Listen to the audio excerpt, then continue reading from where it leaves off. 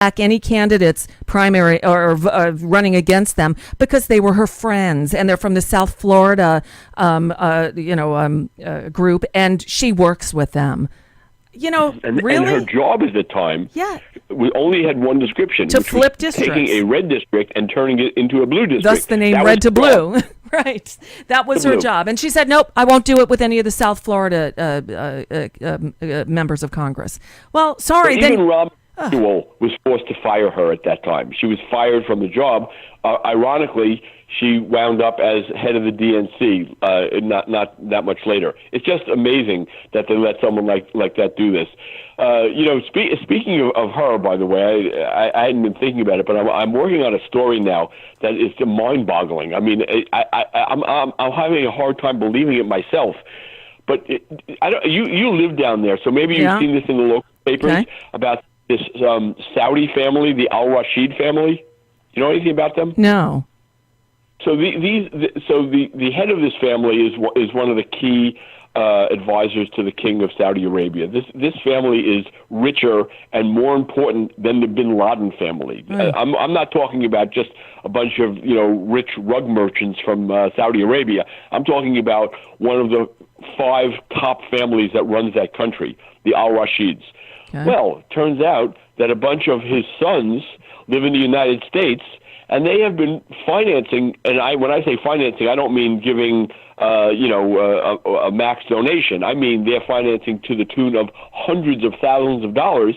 Patrick Murphy, Wasserman Schultz, Alcee Hastings, Charlie Crist. Although Charlie they were doing when he was a Republican, I don't know that they're still financing him. Mm-hmm. But these are.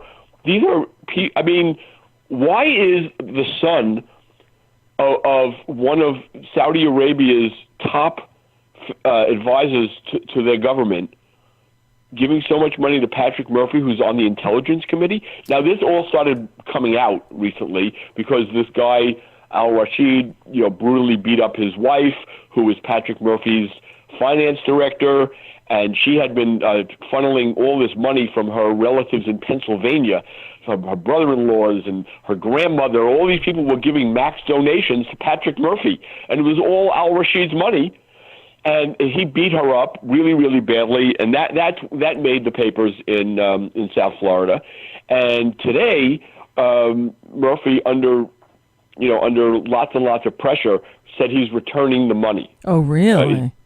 Well, he's returning some money. Of course. They also gave him a $100,000 gift to his super PAC. That he's not returning. $100,000. That's a lot of money for his little super PAC. And I mean, it just seems amazing to me. Now, the Ami Bera story. Is that something that you've talked about? No, I haven't really talked about it. No, but I know the story. What do you want to tell? This is a California congressman. Tell the story because you know better than I. Very conservative Democrat, a real bad guy, just very, very much like Patrick Murphy, right? Like Patrick Murphy. They're both in the New Dems. Their parents have for years been trading money. So in other words, Patrick Murphy's parents will max out to Patrick Murphy. His father will give the max amount. His mother will give the max amount. Then they want to give more. How do they do that? They then send max donations to Ami Bera.